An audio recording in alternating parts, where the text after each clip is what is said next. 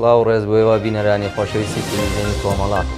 ئەمڕۆ یەکشەممە لەگەڵتانین بۆ پێشکەشکردنی هەواڵەکانی سەر لە بەیانی. ئێستاش سەردێری گرنگترین هەواڵەکان. درێژەی هەڵمەتی زاگرۆسانە لە شاری بۆکان. برینداربوونی سێ کۆڵبەر لە سنوورەکانی پاوە و نەوسود. گواستنەوەی سەیاد دەروێشی بۆ زیندانی تەورێز. ڕەپاندنی 12 هاوڵاتی کوردی ئافرین لەلایەن میتی تورکیا. کۆبوونەوەی کرێکارانی ڕاسمی نەوت لە دوورگەی لاوان.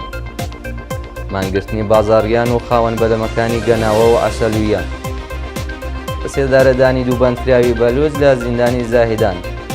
وا دوورخستنەوەی 8 خوێندکاری زانکۆی تاران لە پرۆسەی خوێندن.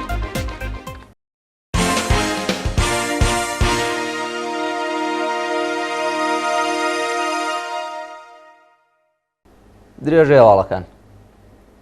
درێژەی هەڵمەتی زاگرۆسانە لە شاری بۆکان. ڕۆژی شەممە 18 سەرماوەزی 1402 هەتاوی کۆمەڵێک لە لایەنگرانی سروش لە شاری بۆکان لە دەوروبەری ئەو شارە چالاکی ژینگەیان بەڕێوەبرد. بە پێواڵی گەیشت و لایەنگریانی سروشت و ژینگە پارێزانی بۆکان لە درێژەی هەڵمەتی زاگرۆسانە دەیان نەمام و دەنگی بەڕوویان لە چیاکانی دەوروبەری ئەو شارەدا چاندووە. بەشداربوانی ئەو چالاکیە داوایان لە خەڵکی کوردستان کرد ڕێز لە ژینگەی کوردستان بگرن، پاکی و خاوێنی ڕابگرن و ڕێگە نەدەن دوژمنانی ژینگە بۆ بەدەستهێنانی داهاتێکی زۆرتر سروشتی کوردستان لەناوبەرن. برینداربوونی سێ کۆڵبەر لە سنوورەکانی پاوە و نەوسود. ڕۆژانی چوارشەممە و هەینی 15 و 17 سەرماوەزی 1402 سێ کۆڵبەر بە ناوەکانی فەرهاد سولەیمانی و حەمزە سولەیمانی خەڵکی جوانڕۆ و کەیهان ئەمینی خەڵکی پاوە لە سنوورەکانی نەوسود و پاوە بە تەقەیەزەکانی ڕژیم بریندارکران. بە پێی راپۆرتی کۆڵبەر نیوز شەوی هەینی کۆمەڵە کۆڵبەر لە سنووری نەوسود کەوتونەتە بۆسەی هێزەکانی ڕژیم و دوو کۆڵبەری خەڵکی جوانڕۆ بە ناوەکانی فەرهاد و حەمزە سولەیمانی بە دەستڕێژی گولەی سەرکوتگەرانی ڕژیم بریندار بوون. لەلایەکی دیکەوە ڕۆژی چوارشەممە کۆڵبەرێکی خەڵکی پاوە بە ناوی کەیهان ئەمینی بە تەقەی ڕاستەخۆی هێزەکانی ئەنگی مەرزی بە سەختی بریندار و ڕەوانەی نەخۆشخانە کراوە. گواستنەوەی سەیاد دەروێشی بۆ زیندانی تەبرێز. سەیاد دەروێشی برای فەرجاد دەروێشی لە گیانبەختکردنواری بزوتنەوەی ژن ئازادی کە سەرەتاکانی مانگی پێشوو لەلایەن هێزە ئەمنیەکانەوە لە شاری ورمێ دەست بەسەر کرابوو بۆ زیندانی ناوەندی تەبرێز گواستراوەتەوە. سەیاد دەروێشی لە ماوەی بەندکرانیدا لە دەستڕاگەیشتن بە پارێزەر و چاوپێکەوتن لەگە بنەماڵەکەی بێبەش و تەنیا لە پەیوەندیەکی کورتی تەلەفۆنیدا ڕایگەیاندووە کە بۆ زیندانی تەبرێز گواستراوەتەوە. فەرجاد دەروێشی تەمەن 23 ساڵ خەڵکی گوندی باڵووی سەر بە شاری ورمێ ڕۆژی سێشەممە 29 خەرمانان لە ساڵی 1401 لە شەقامی وەلی عەسری ئەو شارە بە تەقەیەزەکانی ڕژیم گیانی بەخت کرد. گیان لە دەستدانی سێ خوێندکاری ڕۆژهەڵاتی لە ئاگرگرتنی خابگای سۆران. بە پێی راپۆرتەکان لە ڕووداوی ئاگرگرتنی خابگای خوێندکارانی زانکۆی سۆران لە پارێزگای هەولێر 14 کەس گیانیان لەدەستداوە کە 3 کەسیان خەڵکی شاری سەڵماز لە ڕۆژهەڵاتی کوردستان بوون. شەوی هەینی ئاگر لە خابگای خوێندکارانی سۆران لە هەرێمی کوردستان کەوتۆتەوە. 14 کەس بەهۆی سووتان و گازگورتووی گیانیان لەدەستدا و چەند کەسی دیکەش بریندار بوون. بەوتەی بەرپرسانی ئیدارەی سۆران 7 کەس لە کوژراوەکان خەڵکی ڕۆژاوایی کوردستان و 3 کەسیان خەڵکی گوندی شەپیرانی سەر بە شاری سەڵماس بوون. ناسناوی ئەو 3 کەسە بریتیە لە عومران مورادی، عەلی وەریان و بەهرام مورادی. شایانی باسەکە هێشتا هاوکاری ڕووداوەکە و ڕێژەی ڕاستەقینەی قوربانیان و بریندارەکان ڕوون نەکراوەتەوە. بڵاوبوونەوەی نەخۆشیە ناسەتەنگی لە پارێزگاکانی کوردستان. بەرپرسانی بێداشت و دەرمانی پارێزگای کوردستان ڕۆژی شەممە 18 سەرماوەز ڕایگەیاند 1500 کەس بەهۆی بڵاوبوونەوەی نەخۆشیە ناسەتەنگی لەو پارێزگایە بەستەری کراون. بەوتەی بەرپرسانی بێداشت و دەرمانی پارێزگای کوردستان تەنیا لە ماوەی 10 ڕۆژی ڕابردوودا 1500 کەس بەهۆی بڵاوبوونەوەی نەخۆشیەکی هاوشێوەی کۆڕۆنا لە نەخۆشخانەکاندا بەستەری کراون. هەروەها 3 کەسیش لە ماوەی 1 مانگی ڕابردوودا بەهۆی کۆڕۆنا گیانیان لەدەستداوە. کارناسی دەرمانی کوردستان هۆشداری دەدەنە دانیشتوانی ئەو پارێزگایە کە ڕێنماییەکان لەبەرچاو بگرن و خۆیان بەتایبەت بە ساڵاتچوان و منداڵان لە هەر چەشنە پیسی و سەرما و سۆڵا بپارێزن. ڕفاندنی 12 وڵاتی کوردی عەفرین لەلایەن میتی تورکیا. بەپێی راپۆرتی ڕێکخراوی چاودێری مافی مرۆڤی سووریا، دەستگای زانیاری و ئەمنیەتی تورکیا میت 12 شارۆمەندی کوردی دانیشتووی کانتۆنی عەفرینی دەست بەسەر و بۆ زیندانەکانی تورکیا گواستۆتەوە. بەپێی راپۆرتە 3 کەس لە بەندکراوەکان ژن بوون و لە ڕێگەی دەواازەی سنووری حەمام بۆ زیندانەکانی وڵاتە گوازراونەتەوە.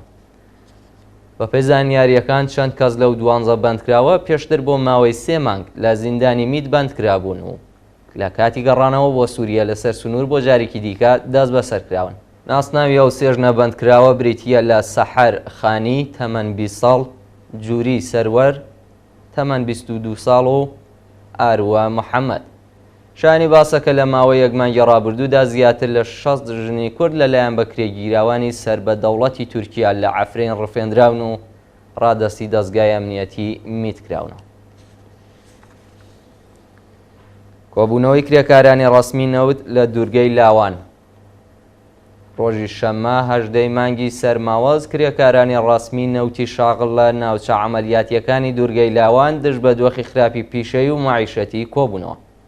کرێکارانی ناڕازی خوازیاری وەلانانی سەقفی ئەقدەست، وەلانانی ئاستەنگیەکانی بەردەم سەنەواتی خانەنشینی بەکردەوە دەرهاتنی مادەی 10 یاسای ئەرکوبەر پرسیارەتی پێرسۆنێلی نەوت، گەڕانەوەی ئەو بڕەپارەیە کە لە ساڵانی ڕابردوو وەکو باز لەسەر حەقدەستەکانیان کەم کراوە و کۆتایی هێنان بە دەستێوەردانەکانی دەوڵەت لە سندوقی خانەنشینی پێرسۆنێلی نەوت بوون. مانگرتنی بازاڕیان و خاوەن بەلەمەکانی گەناوە و عەسەلویە.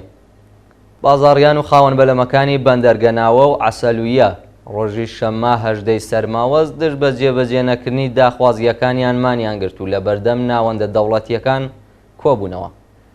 بەپێی راپۆرتەکان ماوەی زیاتر لە 10 ڕۆژە کە بازاڕیان و خاوەن لەنجەکانی بەندەرگەناوە مانیان گرتووە و ڕۆژی شەممە بازاڕیان و خاوەن بەلەمەکانی عەسەلویەش بەو ناڕەزایەتیەوە پەیوەست بوون. ناڕازیان خوازیاری تەرخیصکردنی کەلوپەلە هاوردەکراوەکانیان لەلایەن ئیدارەی گومرک و هەڵوەشاندنەوەی بڕیاری دەوڵەت بۆ قەدەغەی هاوردەکردنی کاڵا بوون. دەست بەسەرکردنی چالاکێکی سنفی فەرەنگیان لە پارێزگای فارس. ڕۆژی شەممە 18 مانگی سەرماوەز جان محەممەد ئەحمەدی خانەنشینکراوی فەرهەنگی و لە چالاکانی سنفی شارستانی مەمەسەنی لەلایەن هێزە ئەمنیەتیەکانەوە دەست بەسەرکرا. بەپێی زانیاریەکان جان محەممەد ئەحمەدی پێشتر حکمی دەست بەسەرکرانی لەلایەن دەستگای قەزاییەوە بۆ دەرچوو بوو.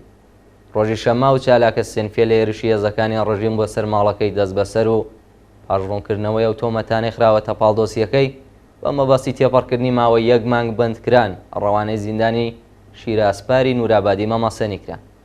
جێگای ئاماژەیە کەوەکاری بەندکرانی جان محەممەد بەشداریکردن لە کۆبوونەوەی معالیمان لە ڕۆژی سێشەممە 14 سەرماوەز بوو. لە سێدارەدانی 2 بەندکراوی بەلوچ لە زیندانی زاهدان.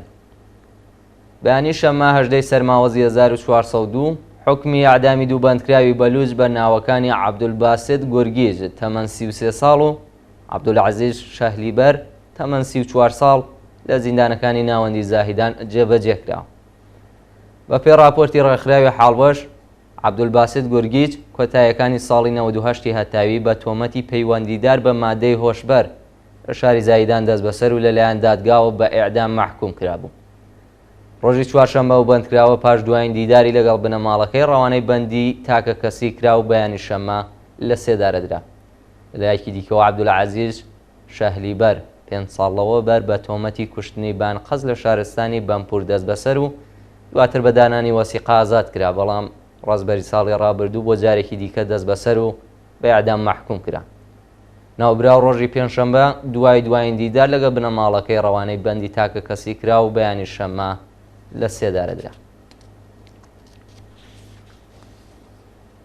دوورخستنەوەی 8 خوێندکاری زانکۆی تاران لە پرۆسەی خوێندن.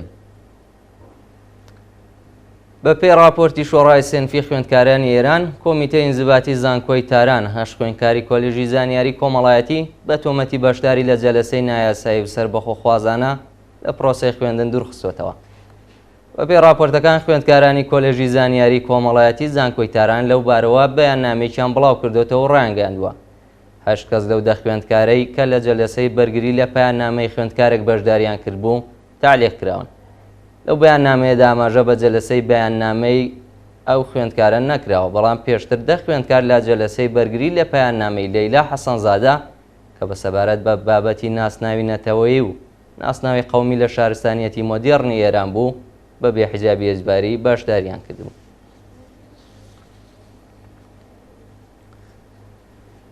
مانگرتن لە خواردنی دوو بەندکراوی بەهایی و پشتیوانیکردنی نەرگز محەممەدی.